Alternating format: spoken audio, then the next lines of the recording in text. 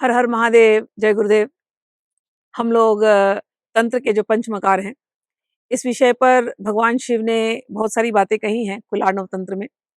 और अब तक मैंने पंचमकारों के मध्य इसके ऊपर कई वीडियोस बना दिए और भगवान ने कितने कड़क शब्दों में मध्य के बारे में कहा है। मध्य का दर्शन करना भी, मध्य को सूंघना तक भी, मध्य को छूना भी, ये सब कुछ पाप ही है। द्वितीय उल्लास कुल आर्णव तंत्र के कई श्लोक मैंने लिए और जो पिछले वीडियो में भगवान ने बलि के ऊपर भी कुछ बातें कही। जानवर की हत्या करना बलि के नाम पर, और उसमें जितने लोग सहायक होते हैं, जो अनुमंता होता है और जो हंता होता है, मारने वाला होता है, जो विश्वास दिलाने वाला होता है, जो उस बलि का प्रसाद लेकर के दूसरों को बांटते हैं और बलि के प्रसाद को लेते हैं, और उसके अतिरिक्त जो लोग उन बलि के सामानों को, जो भी जानवर कटने के बाद जो कुछ भी होता है उससे उसका उपहार देते हैं इत्यादि, ये सभी के सभी घातक हैं और पाप के भागीदार हैं। इस प्रकार से भगवान ने समझाया था हमको द्वितीय उल्लास में। भगवान के कथनी के अनुसार द्वितीय उल्लास पढ़ने में बिल्कुल समझ में आ जाता है कि ये सही नहीं है। भगवान ने घास तक को तोड़ने के लिए कहा कि वो भी यदि अविधि पूर्वक करें तो वो भी सही नहीं है। और भगवान ने ये भी कहा कि जो बात तंत्र में मैं कह रहा हूँ देवी, यही बात वेद सम्मत है। इसलिए कई बार तांत्रिक जब ये कहते हैं कि हम तो वेद से दूर हैं, नहीं भैया, वेद और तंत्र में जो बातें लिखी गई हैं वो समझने जैसी है। इसलिए तंत्र को हमेशा गुरु के साथ समझना चाहिए और गुरु उनके जो सही शब्दों का उपयोग करके समझाते हैं। अब जो मैं बात कहने वाली हूँ, मांस के ऊपर कहने वाली हूँ, तो कुछ बातें इसमें समझने जैसी हैं। मांस के पहले श्लोक पढ़ देती हूँ। मैं भगवान शिव, माता शक्ति से और अपने सभी गुरु परंपरा से प्रार्थना करती हूँ कि जो बात मैं समझाने जा रही हूँ इसका सही अर्थ मेरे श्रोता के हृदयों तक पहुंचे। माँ, ये जो अभी मैं श्लोक पढ़ने वाली हूँ पंचम उल्लास के 44वां श्लोक है। 44वां 45वां वहां से कुछ श्लोक है जो मैंने लिए हैं। माँ संतु त्रिविधम प्रोक्तम खभू जलचरम प्रिय यथा संभवम अपि एकम तर्पणार्थ तर्पणार्थम प्रकल्पयेत मास दर्शन मात्रेण सुरा दर्शन वत्फलम। कहते हैं जहां तक मास का प्रश्न है, मासंतु त्रिविध प्रकार प्रोक्तम ख भू जलचरम प्रिय यथा संभव अपि एकम, जो भी संभव हो उसमें से कोई एक, तर्पणार्थम प्रकल्पयेत, उसको तर्पण के लिए उसकी प्रकल्पन, उसका प्रकल्पन अवश्य है। तो तर्पण होता है, जल होता है ना, जब जब हम अनुष्ठान करते हैं तो अनुष्ठान की एक विधि होती है। पहले मंत्र जपते हैं, फिर मंत्र जपने के बाद उसका दशांश जो होता है वो हवन होता है। फिर हवन के बाद वो हवन की अग्नि गर्म होती है, तो उसके आसपास का सब कुछ गर्म हो जाएगा, तो उसको ठंडा करने के लिए फिर वहां पर थोड़ा सा जल छिड़का जाता है और वहां के जितने भी भूतगण है सब ठंडे हो जाएं, इसलिए तर्पण किया जाता है। तो तर्पण में ही उसका दशांश होता है, हवन का दशांश होता है, और तर्पण के बाद मार्जन होता है। मार्जन अपने सर पर वो पानी छिड़का जाता है। अभी जितना भी होता है तर्पण, ये तर्पण जल से होता है। तर्पण का अर्थ है शांत करना। देवता देवी हम भोग लगाते हैं फिर तर्पण देते हैं, तो उनको उनको शांत करने के लिए एक अर्थ ये होता है। दूसरा, तपस्या जब हम करते हैं, लंबी बहुत घंटों तपस्या करते हैं, तो तपस्या से एक ऊर्जा, एक गर्मी एक शरीर में आती है, तो हम देवियों को तर्पण करके, क्योंकि वो देवियां जागृत होने लगती शरीर के अंदर, उनकी ऊर्जा, तो जब जागृत होने से हम उन देवियों को भोग देते हैं और भोग के साथ साथ जल अर्पण करते हैं। वो जो जल है और ये जो भोग है, ये तर्पण होता है, ये देवियों देवियों को शांत करता है। फिर हम उसी को हम ग्रहण करते हैं। भोग देना और फिर उस भोग को ग्रहण करना। तो वो भोग जब अंदर जाता है तो वो अंदर की अग्नि को, जठर अग्नि को वो शांत करता है। तो ये वैद जो वैदिक तरीके से जो भगवान की पूजा करते हैं हम लोग, वैदिक तरीके में भगवान को भोग तो चढ़ाते ही चढ़ाते हैं, भगवान को भोग चढ़ाते हैं और साथ में पंचामृत चढ़ाते हैं, ठीक है ना, और साथ में जल चढ़ाते हैं, शुद्धोदक जल चढ़ाते हैं, फिर फलों के रस वगैरह चढ़ाते हैं, तो बहुत कुछ हम चढ़ाते हैं इस प्रकार से, भोग में नैवेद्य में देते हैं, फिर हम उसको ग्रहण करते हैं, वो प्रसाद रूप में ग्रहण करते हैं। तंत्र में भी यही सिस्टम है कि देवियों को, जितनी देवियों को हमने आह्वान किया वो आई हैं, बैठी हैं, हम तपस्या करके हमको उनको बुला रहे हैं। अब वो कहाँ आह्वान है, एक तो हमारे इर्द गिर्द है और एक हमारे अंदर है उनकी एनर्जी।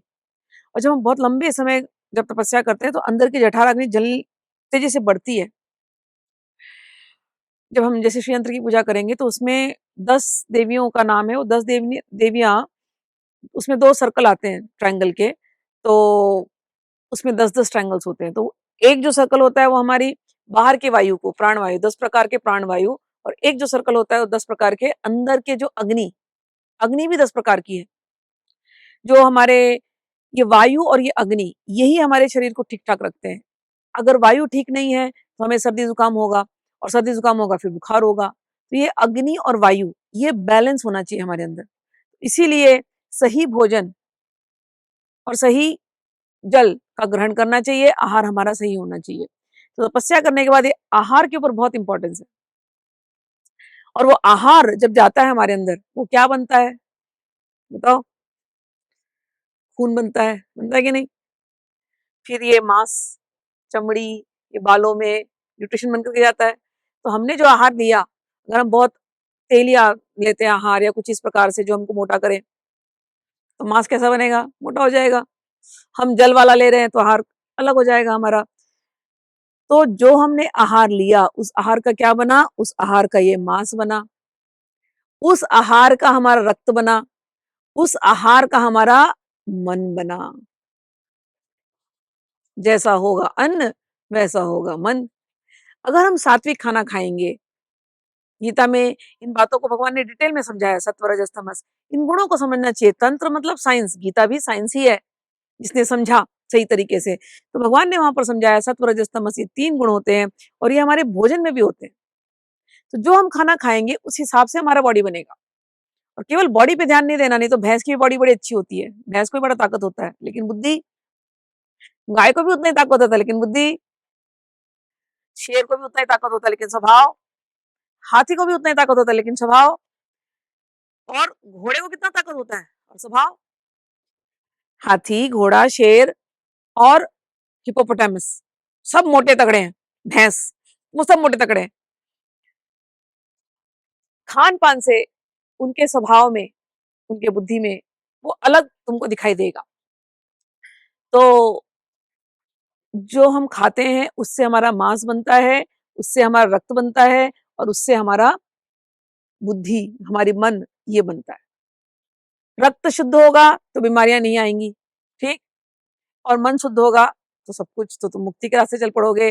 और शरीर को तो पुष्ट रखना ही है। अगर शरीर पुष्ट नहीं है तो साधन कैसे करोगे, तपस्या कैसे करोगे? लेकिन हम जो कुछ भी खाएं वो पहले हम भगवान को अर्पित करके खाएं।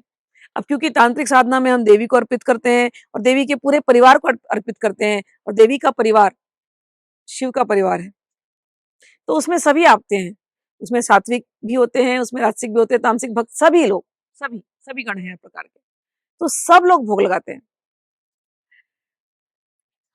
तो जो भोग लगाया वो भोग उनको देने के बाद वो प्रसाद बन जाता है, देवी की उसमें शक्ति आ जाती है, फिर उस भोग को हम लोग ग्रहण करते हैं।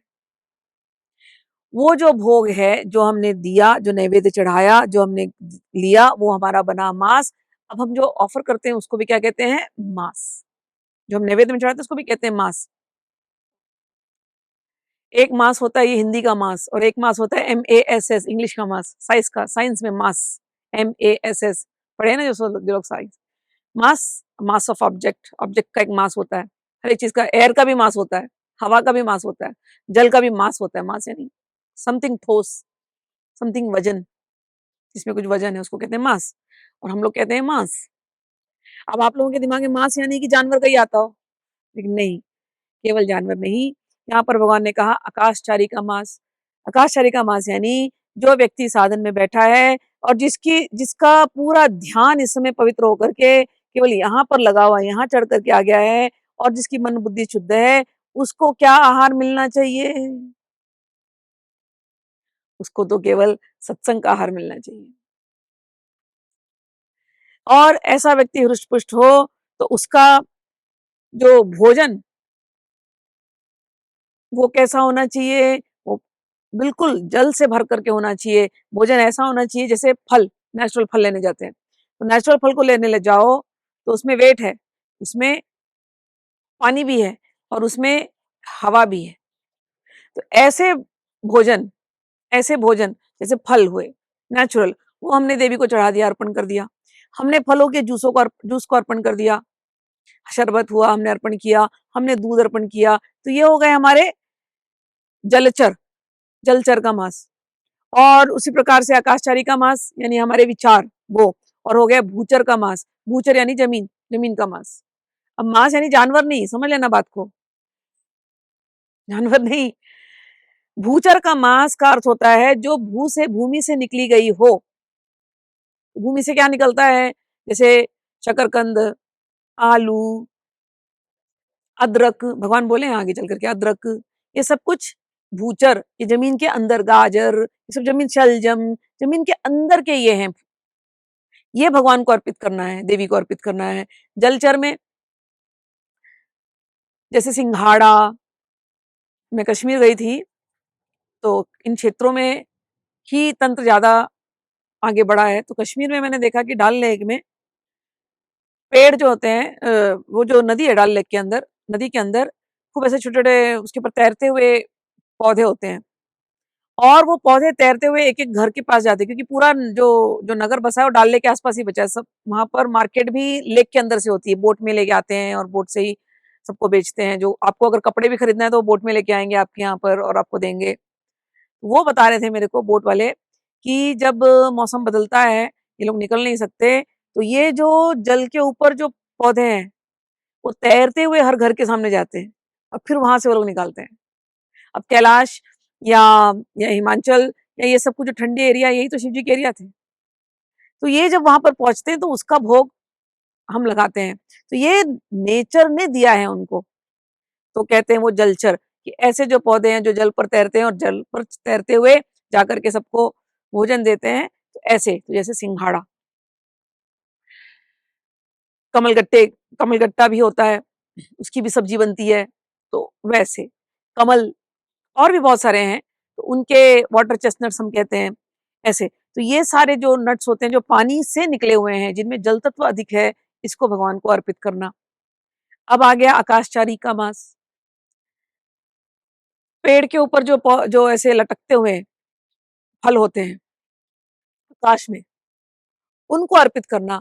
और कुछ ऐसे फल होते हैं जैसे कि आप कलिंगड़ ले लो, खरबूजा ले लो, दिखने में तो इतना बड़ा भारी, उठाओ तो हल्का सा है। कलिंगड़ को पानी में डालो तो तैरेगा वो, क्योंकि उसमें हवा भरा हुआ है। कीवी फ्रूट होता है, पानी में डाल दो, तैरेगा, क्योंकि दिखने में भारी है लेकिन वो तैरता है, उसके अंदर हवा भरा हुआ है। केला, ऐसे बहुत सारे फ्रूट्स हैं और सब्जियां हैं जो जिसमें दिखने में बड़े हैं लेकिन उसमें हवा भरे हुए हैं। और ऐसे बहुत सारे सब्जियां हैं, जैसे कि काकड़ी हुई, उसमें जल ज्यादा है। काकड़ी, टमाटर जो जूसी होते हैं। तो इस प्रकार के जो अलग अलग जो सब्जियां हैं और अलग अलग अ, जो अंडरग्राउंड वेजिटेबल्स जो जमीन के अंदर होती हैं, ये सारी जो सब्जियां और ये फल, ये अर्पण करना है। ये लेने से क्या होगा? मन भी पवित्र रहेगा, खून भी पवित्र रहेगा। खून को पवित्र करने के लिए क्या? हरी सब्जियां। हरी सब्जियों में होता क्या है? पानी, जल तत्व ज्यादा होता है उसमें। आप पकाओ तो देखो पानी निकल जाएगा तुरंत। इस प्रकार के गोभी लो, गोभी एकदम जमीन से लेता है पूरा, वो उसका ज्यादा स्ट्रांग होता है। इस प्रकार से अलग अलग सब्जियां और अलग अलग जो ऋतु के हैं, ये भगवान को हम अर्पित करते हैं और इसका हम सेवन करते हैं। उसी को तंत्र में अलग नाम से कहा गया आकाशचारी का मांस। भूचर का मांस और जलचर का मांस। और भगवान शिव कह रहे हैं कि यथासंभव इसकी व्यवस्था होनी चाहिए। अब कोई प्रश्न कर सकता है कि आप ऐसे कैसे कह रही हैं जब मांस शब्द दिया है तो? मांस का अर्थ यही है, आपका शरीर में मांस है ना। आपको यदि सच में मांस चढ़ाना है, अगेन डिस्क्लेमर बोल रही हूँ भैया, सुनना मत मेरी बात। तो आपके कुतर्कों का कुतर्क में जवाब दे रही हूँ। तो आप किसी निरीह प्राणी का बेचारा जो बोल नहीं सकता उसका मांस क्यों चढ़ा रहे हो? अपने चढ़ा दो। अगर आप बोलते हो कि उसकी तो मुक्ति हो जाती जानवर की, तो भैया आपकी मुक्ति आप ही अपने को दे दो ना। करना मत, ये तो मैं केवल कुतर्क का कुतर्क से जवाब दे रही हूँ, लेकिन इसके बारे में भगवान ने पहले ही द्वितीय उल्लास में कह दिया है, इसलिए अब उन तर्कों में जाते नहीं हैं, सीधे पंचम उल्लास में जो भगवान समझा रहे हैं, तो जो जो जो विद्वान व्यक्ति होगा, जो गुरु के साथ सुना होगा, वो गुरु ने बताया है कि ये नहीं करना है, तो विद्वान व्यक्ति अपना बुद्धि लगाएगा, वो मांस का अर्थ मांस नहीं लगाएगा। ठीक है। और क्योंकि यहाँ पर भगवान ने कहा है तर्पणार्थम प्रकल्प, ये इनकी इनको स्वयं का तर्पण करने के लिए, अपने आप को स्वयं को पवित्र करने के लिए इनको देना चाहिए और इनकी परिकल्पना करनी चाहिए। मांस दर्शन मात्रेण सुरा दर्शन वत्फलम। मांस दर्शन मात्रेण सुरा तो हमने बात करी है, भगवान ने पहले समझा दिया कि जो आयुर्वेद के जो जड़ी बूटियां हैं उनको भगवान को ऑफर करना है, और उसमें भी भगवान ने कुछ सावधानी करने को कहा। ब्राह्मण वर्ग, क्षत्रिय वर्ग और वैश्य वर्ग को मनाही है, शूद्र वर्ग को बाकी के 11 मध्य ले सकते हैं, और ब्राह्मण वर्ग को तो केवल मट्ठे में छाछ छाछ में गुड़ दिया हुआ है वही ले सकते हैं। तो इनको देखने मात्र से वही फल मिलेगा। अब आगे कहा पितृदैवत यज्ञेषु वेद हिंसा विधीयते। पितृयज्ञ की प्रक्रिया में अथवा देव यज्ञ की प्रक्रिया में मांस से यज्ञीय कर्म करने के लिए की जाने वाली हिंसा वैधि मानी जाती है। इसलिए वैदिक लोग ये कहते हैं वैदिक की हिंसा हिंसा न भवति। भगवान शंकर कहते हैं कि प्रिय आत्मार्थम प्राणिनाम हिंसा कदाचिन्नोदिता प्रिय। भगवान कहते हैं हे प्रिय, अपनी तृप्ति के लिए किसी प्राणी की हिंसा अच्छी नहीं होती। बार बार रिपीट कर रहे हैं, कान में आपके जाना चाहिए, एक्सेप्ट कर लो, कुतर्कों में मत पड़ो। बाबा से ऊपर कौन बोलेगा धन की बात। अतः शास्त्र अपने तर्पण के लिए प्राणियों के वध का सर्वथा निषेध करते हैं। अनिमित्तम तृणम वापि छेदयन कदाचन देवतार्थम द्विजार्थम च हत्वा पापैर्न लिप्यते।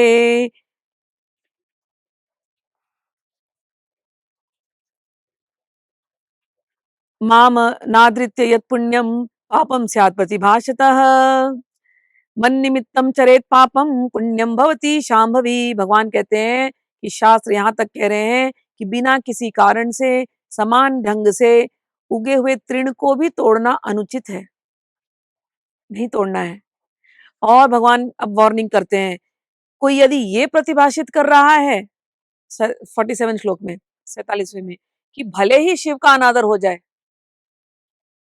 पुण्यकार करना चाहिए, यह बात बिल्कुल गलत है। मेरा अनादर कर किए जाने वाले पुण्य कर्म से भी उस व्यक्ति को पाप लगता है।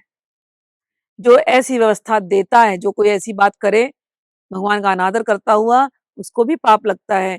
यह ध्रुव सत्य है। भगवान कह रहे हैं जो पुरुष मुझे प्रसन्न करने के लिए यदि दूसरे की दृष्टि से पाप कर्म करता है तो उसका कर्म पाप कर्म में परिगणित नहीं होता, वरन यह पुण्य कर्म हुई होता है। कर्ता पाप भागी नहीं, वरन पुण्य का भागी होता है। ये रैव पतनम द्रव्यई सिद्धि स्तरैव चोदिता श्रीकौल दर्शने चापि भैरवेण महात्मना। अब भगवान कह रहे हैं अन्य संप्रदायों की दृष्टि से जिन द्रव्यों के सेवन से व्यक्ति का पतन हो सकता है, कुल मार्ग की मान्यता के अनुसार उन्हीं द्रव्यों से व्यक्तित्व के उत्कर्ष में संवर्धन हो सकता है। कौल दर्शन के आराध्यदेव भैरव ने स्पष्ट रूप से उद्घोषित किया है, मैं इसका समर्थन करता हूँ। क्या कर रहे हैं?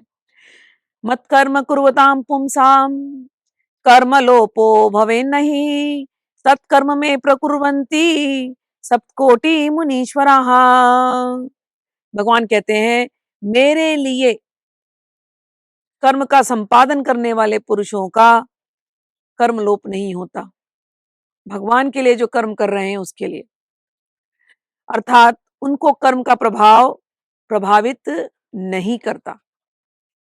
श्री कृष्ण भी यही करते हैं गीता में, मदर्थ कर्म करने वाला कर्म दोष से लिप्त नहीं होता। जो बात गीता में भगवान कृष्ण ने कही है वही बात 49 श्लोक में कह रहे हैं कि जो हम भगवान के लिए कार्य कर रहे हैं उस कार्य को करने में कर्म का दोष लिप्त नहीं होता।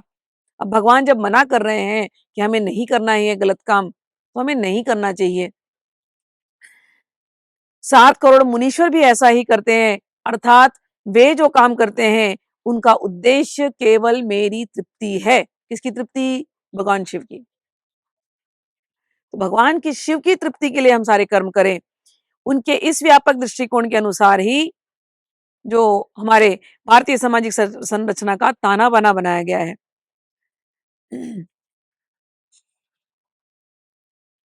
आगे कहते हैं भगवान ने कुछ क्रिया दी है और उस क्रिया में कुछ बातें समझाई हैं। अब एक बात समझ लेना, पशु जब भी तंत्र में कहेंगे तो पशु का एक ही अर्थ समझना, जीवात्मा। आप स्वयं, दूसरा जानवर नहीं, आप स्वयं वो पशु हो।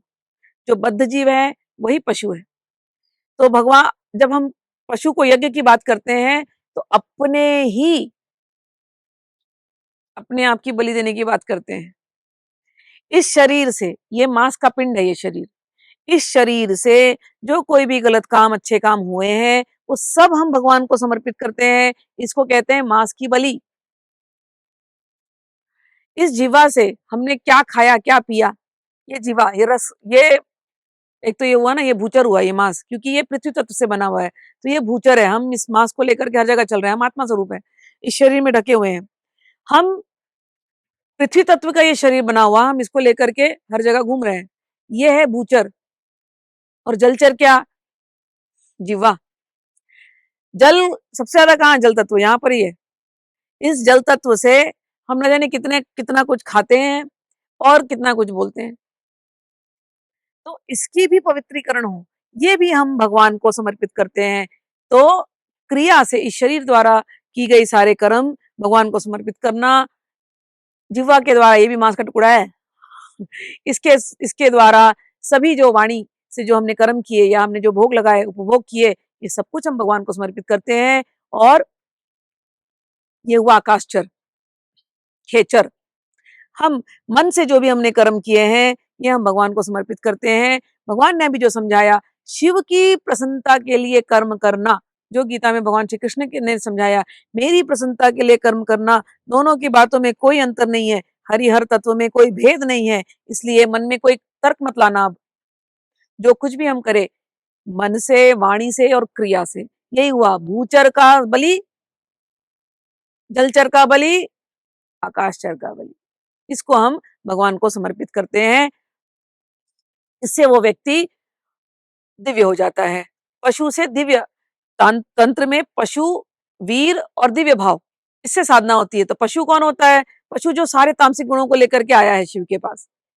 फिर वीराचार कौन होता है? जिसने भगवान शिव की बताई हुई बातों को अपने जीवन में उतारना शुरू किया। और दिव्य भाव क्या है? जिसने अपने मन से, वाणी से, क्रिया से अपने आप को पवित्र करके भगवान के को समर्पित कर दिया, वो हो गया दिव्य दिव्य भाव का साधक। ठीक आ गया यहाँ पर। कहते हैं पशु को मंत्र द्वारा इस प्रकार अभिमंत्रित किए करते हुए कहा जाता है, हे बलि पशु। कौन बलि पशु? जानवर नहीं, तुम स्वयं, जीवित पशु जो बंधा हुआ है। तुम सचमुच बड़े भाग्यशाली हो। तो तुम जब साधना करने बैठो, अपने आप को बलि पशु का समझो और ये कहो अपने आप को कि तुम बड़े भाग्यशाली हो, तुम्हारा यह जीवन तुमने शिव के लिए अर्पित किया है। जीवन शिव के लिए अर्पित करना, मन से, वाणी से, क्रिया से हम शिव की प्रसन्नता के लिए जिएंगे। तुम्हारा यह शरीर आराध्य को अर्पित करने के लिए हुआ है। शरीर यानी 11 इंद्रियां हैं शरीर के अंदर। गीता में यही बात सिखाई है, इसलिए मैं तंत्र सिखाने के पहले बोलती हूँ गीता समझो। अब तुम जो लोग गीता समझे मेरे से, वो बराबर समझेंगे ये बात। यह शरीर आराध्य को अर्पित करने के लिए उद्देश्य से आया हुआ है। तो शिवोत्कृतम इदम पिंडम, शिवोत्कृतम इदम पिंडम, ये पिंड है, पिंडम पिंडमत तस्त्वम शिवताम गतः, इसलिए ये जो शरीर रूपी पिंड है ये शिवमय हो जाए। तद बुद्धिस्व पशुतम ही, ये बुद्धि जो है जो पशु जैसे चलती रहती है ये भी शिवमय हो जाए। तद बुद्धिस्व पशुत्वम ही मां शिवस्त्वम शिवो असी ही, जो कहते हैं कि ये बुद्धि भी शिवमय हो जाए और तुम स्वयं शिवत्व को उपलब्ध हो जाओ, तुम्हारा बोध जागृत हो जाए। अब तक तुम शिव नहीं थे, अब तुम शिव रूपी बन जाओ।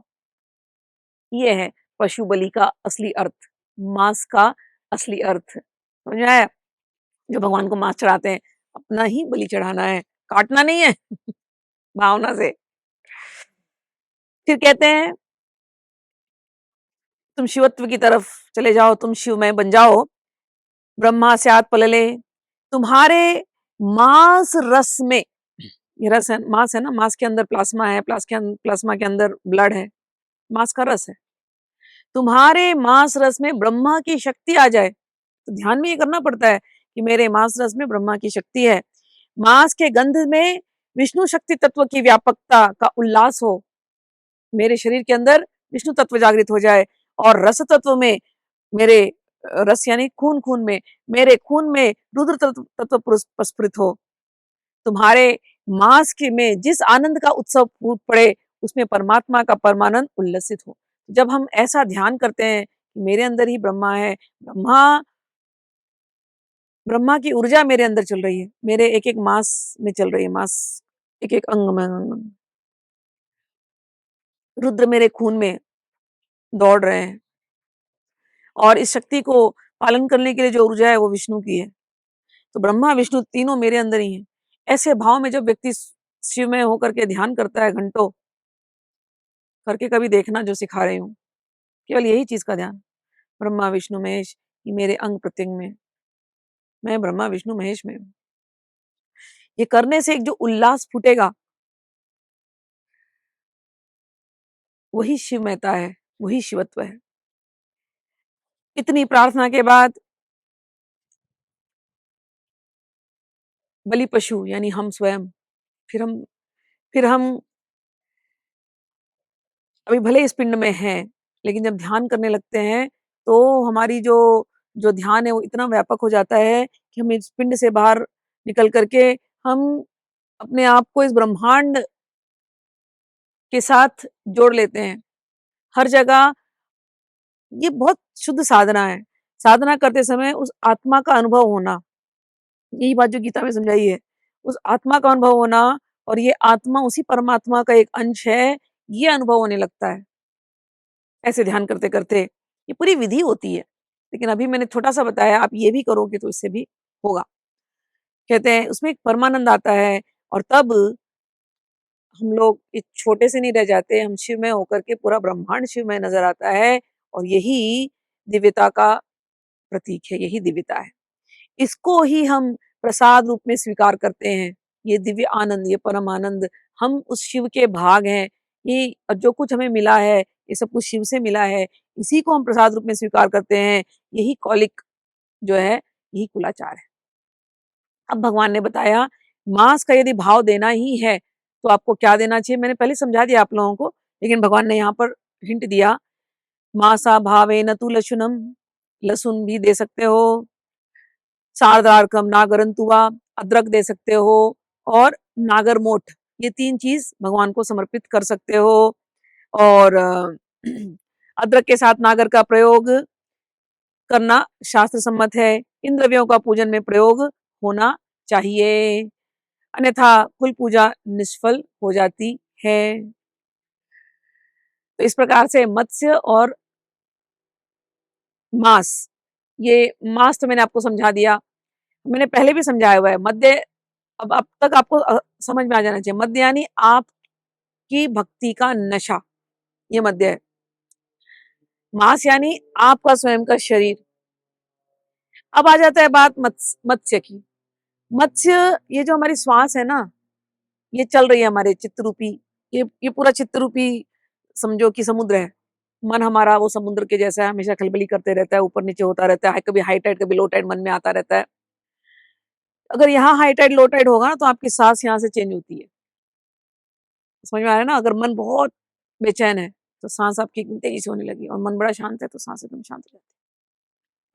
तो मीन का जो सेवन या मीन का जो अर्पण करना है, वो इस सांसों को देखना, ये सांस ही मछली जैसे है। और शांत जब हम साधना में बैठते हैं, बड़े बेचैन से होकर करके बैठते हैं, धीरे धीरे उस सांस का ध्यान करना है। सांस का ध्यान करते करते सब समर्पित हो गया ना, आप धीरे धीरे देखोगे कि सांस का ध्यान करते करते सांस दोनों में इक्वल चलने लगी। फिर जब इक्वल चलती है तब जाके कहीं समाधि लगती है। तो इड़ा पिंगला चलने के बाद वो सांस जो है वो सुषुम्ना मिडिल नाड़ी में आती है, वहां पर जाकर के समाधि लगती है। वो सांसों का चलना, ऊपर नीचे आना, उसको ही हमने मीन कहा। एक और क्रिया होती है, मीन का एक अर्थ होता है कि जब हम मुंह खोलते हैं ना, तो यहाँ अंदर में एक लटकता हुआ आपको दिखता है, लंबिका, उसको बोलते हैं लंबिका।